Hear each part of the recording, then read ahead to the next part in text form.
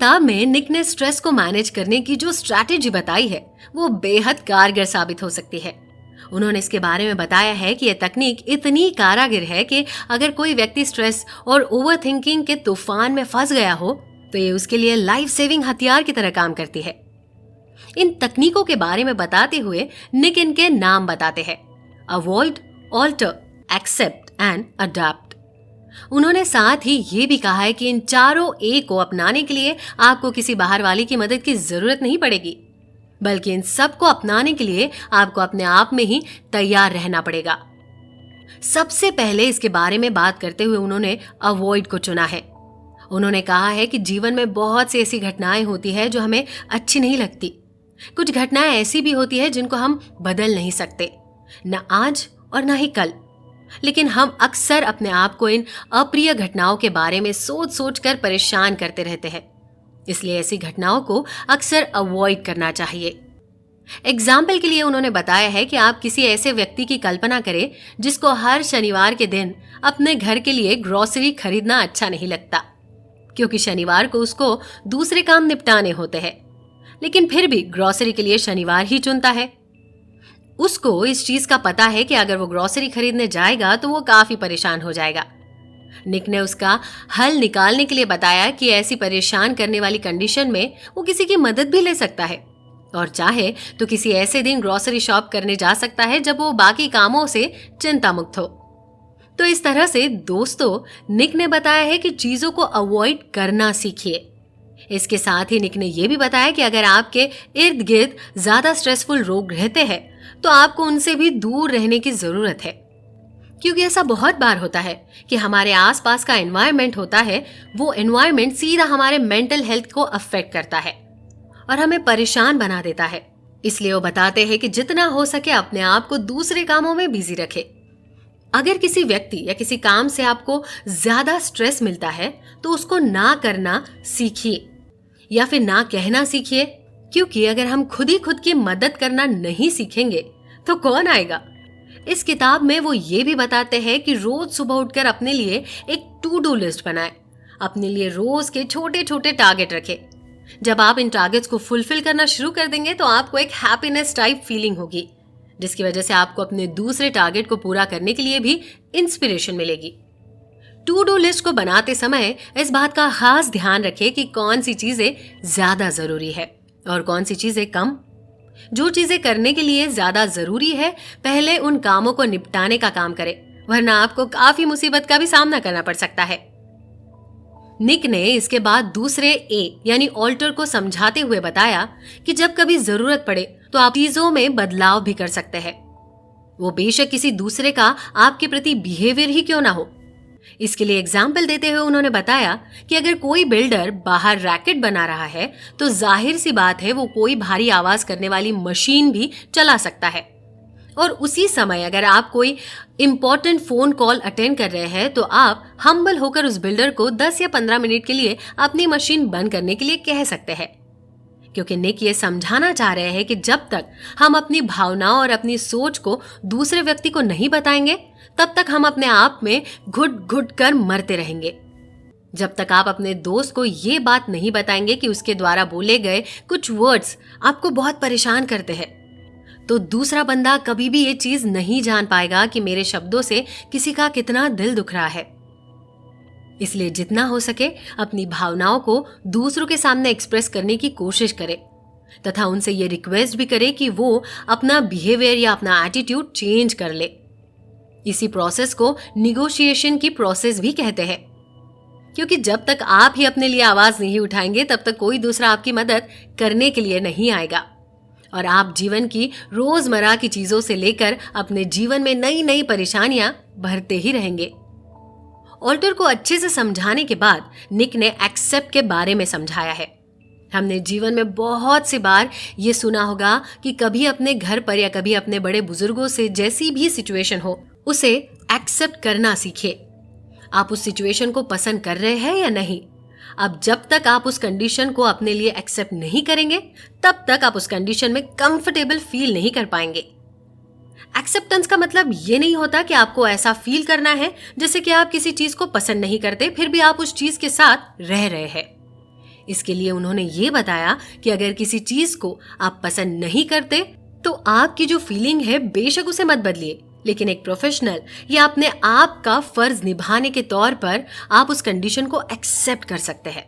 इसके बारे में एग्जाम्पल देते हुए उन्होंने बताया कि मान लीजिए आपके बॉयफ्रेंड के साथ अभी अभी आपका ब्रेकअप हुआ है और आपने ये ब्रेकअप उनको एक टेक्स्ट मैसेज करके बताया तथा उनको अपने फैसले के बारे में समझाते हुए बोल दिया कि अब हम इस रिश्ते को आगे नहीं निभाएंगे। लेकिन आप करते क्या है, साथ ही साथ अपने कुछ दूसरे दोस्तों को फोन करके अपनी फीलिंग्स भी बता रहे हैं। जैसे कि मान लीजिए आप अपने दोस्तों को कह रहे हैं कि आप काफी खुश नहीं हैं, या फिर आप इस फैसले से बड़े परेशान हैं, या फिर आपने किसी मजबूरी में ये फैसला लिया है। लेकिन अगर आपने इस सारी सिचुएशन में अपनी गलती मान ली होती, या फिर जिस वजह से आपके और आपके बॉयफ्रेंड के बीच में झगड़ा हुआ है उस वजह को ही हल कर लिया होता और उसको माफ करने का रास्ता अपनाया होता, तो शायद आप इतने परेशान नहीं होते। लेकिन अब क्या हो सकता है, जब आपने ब्रेकअप कर लिया है तो उसको एक्सेप्ट करना भी आपकी रिस्पॉन्सिबिलिटी बनती है। बिना मतलब दोस्तों को अपना दुख बताने से कुछ नहीं होता, बल्कि समझदारी से फैसला लेना ही हर मुश्किल का हल है। निक बताना चाह रहे हैं कि माफ करना किसी दूसरे के लिए नहीं होता, बल्कि ये एक ऐसा ऑप्शन है जो आप अपने लिए चुनते हैं। जब आप किसी को माफ कर देते हैं तो आप अपने आप में से नेगेटिव एनर्जी को बाहर निकाल कर स्ट्रेस फ्री होना चाहते हैं। लेकिन अगर आप किसी दूसरे द्वारा की गई गलतियों को अपने दिमाग में भरे रखते हैं तो वो गलतियां और वो व्यक्ति बार बार आपको परेशान करेगा। हो सकता है कि वो व्यक्ति बेशक आपके सामने भी ना आए, लेकिन आपके दिमाग में हमेशा उसका वो अक्स आता रहेगा जो आपको काफी परेशान कर सकता है। इसी वजह से आप ओवर थिंकिंग में भी जा सकते हैं, क्योंकि बार बार आप उस व्यक्ति से बदला लेने के लिए प्लान करते रहेंगे और खुद की प्रोडक्टिविटी को ही खराब कर बैठेंगे। निक ने 4th A यानी कि अडैप्ट के बारे में समझाते हुए बताया कि जब तक हम अपने साथ होने वाली चीजों को अडैप्ट नहीं करते तब तक हम कभी सेटिस्फाई होकर लाइफ नहीं जी सकते। दोस्तों, निक ने इस किताब में बहुत ही खूबसूरती से ये बात समझाई है कि बहुत बार हमारे जीवन में ऐसी कंडीशन आती है कि जब हम कुछ भी नहीं कर सकते। बहुत से लोग ऐसे हैं जो ऐसी सिचुएशन में हार मान बैठते हैं और खुद को स्ट्रेस और ओवर थिंकिंग के दलदल में ढकेल लेते हैं।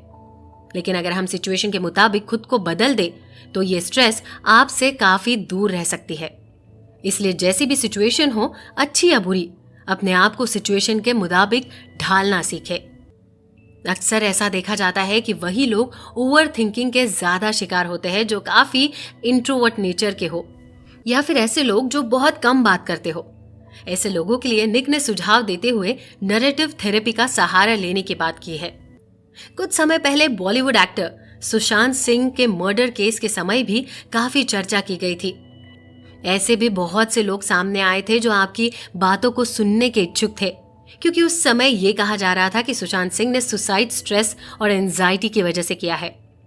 तो नैरेटिव थेरेपी के बारे में डिटेल से जानने के लिए बने हम अपनी लाइफ में जब भी आगे बढ़ने की सोचते हैं या फिर कोई अहम फैसला लेते हैं, एक ऐसी सोच हम पर हावी हो जाती है कि हम उस काम को तो क्या, किसी भी काम में आगे नहीं बढ़ पाते। इस प्रॉब्लम को डोमिनेंट स्टोरी के नाम से जानते हैं, जिसमें एक ऐसा विचार हमारे अंदर डाल दिया जाता है जो हमारा अपना नहीं होता, लेकिन उस एक विचार का हमारी पूरी लाइफ में असर देखने को मिलता है। इस प्रॉब्लम के सॉल्यूशन के लिए निक ट्रेंटन ने नैरेटिव थेरेपी की हेल्प लेने की सलाह दी है, ताकि हम उस विचार से लड़कर अपनी ताकत को समझ सके और आगे बढ़ सके। असल में इस थेरेपी के जरिए हम पहले खुद को एक अलग सोच से जोड़ते हैं, और जब ऐसा होता है तो पुरानी सोच हमें किस तरह से प्रभावित कर रही है और इसका सलूशन क्या है, इस पर काम करना शुरू कर देते हैं। किसी भी प्रॉब्लम को तब तक सुधार नहीं सकते हैं जब तक कि हम उससे एक दूरी ना बना ले। अगर आपके आसपास घट रही घटनाएं सिर्फ आपकी डोमिनेंट स्टोरी की वजह से हो रही है तो उन्हें रोककर हम इस प्रॉब्लम से बाहर निकल सकते हैं। ये एक थेरेपी है जिसमें हम लाइफ में घट रही हर घटना को एक कहानी की तरह समझते हुए उसमें छुपे हुए अपने मतलब निकालते हैं। आपने महसूस किया होगा कि एक बार हम किसी दूसरे व्यक्ति द्वारा खुद को जज करने के बाद लाइफ में घट रही किसी भी घटना को उस एक घटना से जोड़ देते हैं और खुद को लाचार और कमजोरी महसूस करना शुरू कर देते हैं। इसका असर हमारी लाइफ में होने वाली बाकी सभी घटनाओं पर पड़ता है।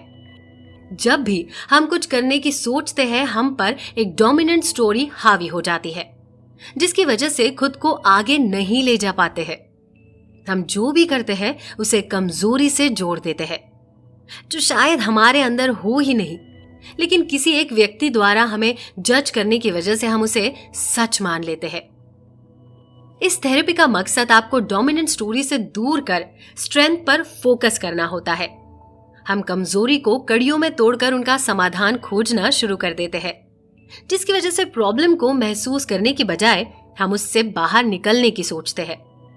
इस थेरेपी में एक व्यक्ति को उसकी कमियों में फंसे रहने की बजाय उससे बाहर निकलकर अपने आप को समझने में मदद करते हैं। आइए इसके बारे में और ज्यादा डिटेल से जानते हैं। इस थेरेपी का मुख्य कॉन्सेप्ट है कि जो कहानियां हम अपने दिमाग में बनाते हैं, उन्हीं कहानियों के आधार पर हम अपना जीवन बिताना शुरू कर देते हैं। हम अपनी लाइफ में होने वाले पर्सनल एक्सपीरियंसेस को एक मतलब दे देते हैं और फिर उन मतलब के साथ जो हमारे दिमाग में एक्सपेक्टेशंस या स्टोरीज बनती है, या फिर किसी और के द्वारा हमारे दिमाग में भेजे गए विचारों की वजह से हम पर एक इफेक्ट पड़ता है। इसके वजह से हम खुद को उस नजरिए से देखना शुरू कर देते हैं। आसान शब्दों में कहे तो किसी घटना का अपना ही एक मतलब निकाल लेना और उसके अनुसार ही जिंदगी को जीने लगना इसका मुख्य कॉन्सेप्ट है। हमारी कहानियां इन्फ्लुएंस और थॉट्स का काम करने लगती है, जिसकी वजह से डिसीजन मेकिंग एंड बिहेवियर्स में भी बदलाव साफ देखने को मिलना शुरू हो जाता है। इसके लिए आपको नैरेटिव थेरेपी से जुड़े फॉलोइंग प्रिंसिपल्स को समझना होगा।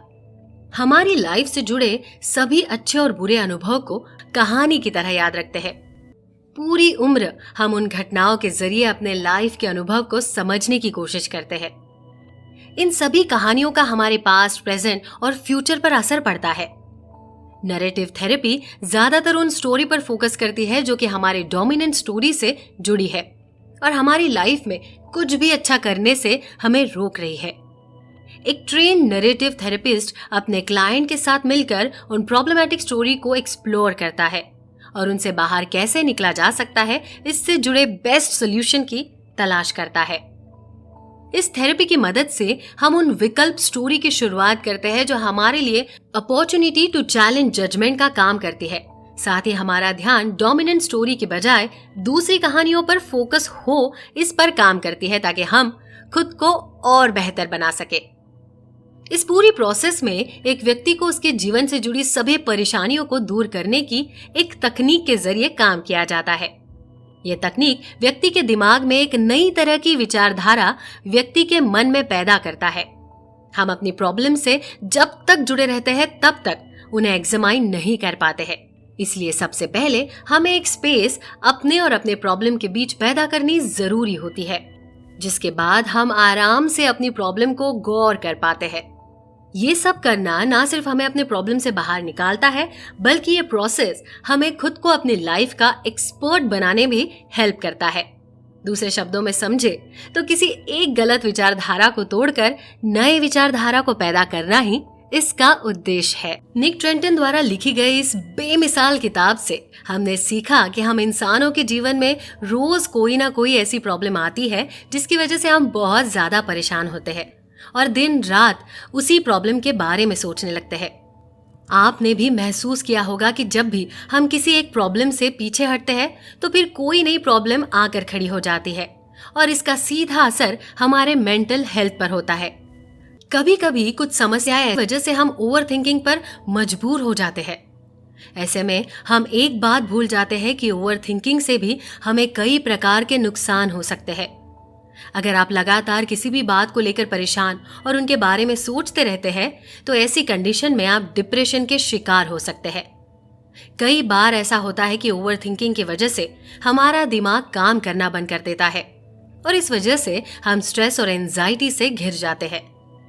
लगातार सोचते रहने की वजह से हमारे अंदर नेगेटिव एनर्जी एंटर कर जाती है और हम ना चाहते हुए भी आसानी के साथ डिप्रेशन के शिकार हो जाते हैं। निक ट्रेंटन ने इस किताब में बताया कि हम में से बहुत सारे लोग ऐसे होते हैं जो नियमित रूप से अपने काम को करते हुए भी ओवर थिंकिंग की आदत से परेशान रहते हैं। ऐसे लोगों के दिमाग में दिन में होने वाली एक्टिविटीज के माध्यम से वे अक्सर ओवरथिंकिंग करने लगते हैं। ऐसी कंडीशन में उनके काम में हमेशा गलतियां निकाली जाती है, जिसका सीधा असर उनके फ्यूचर पर पड़ता है।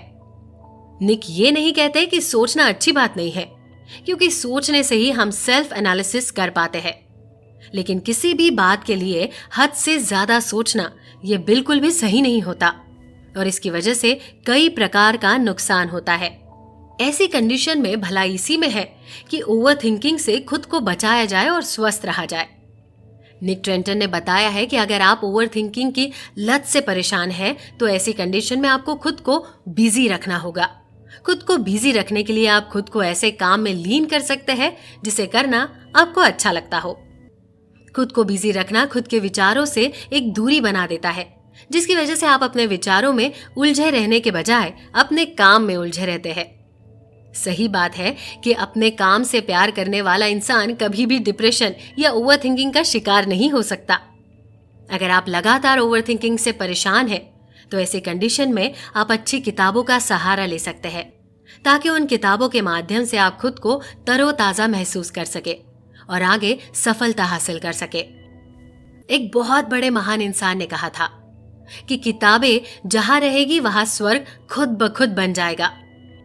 किताबों से दोस्ती सोचने का एक अलग ही तरीका और नजरिया देती है और हमारे विचारों को आकार देती है, जिससे हम खुद को समझ पाते हैं। खुद को समझने से ही हम खुद को सुलझे हुए इंसान के रूप में रख सकते हैं और एक सुलझा हुआ इंसान कभी भी ओवरथिंकिंग का शिकार नहीं हो सकता। निक ने इस किताब में ये सुझाव भी दिया है कि ऐसे समय में आपको अपने दोस्तों को नहीं भूलना चाहिए, क्योंकि दोस्त ही होते हैं जो आपको ऐसे किसी भी प्रॉब्लम से बाहर निकालने में कामयाब कराते हैं। कभी कभी जीवन का अकेलापन जीवन पर भारी पड़ जाता है।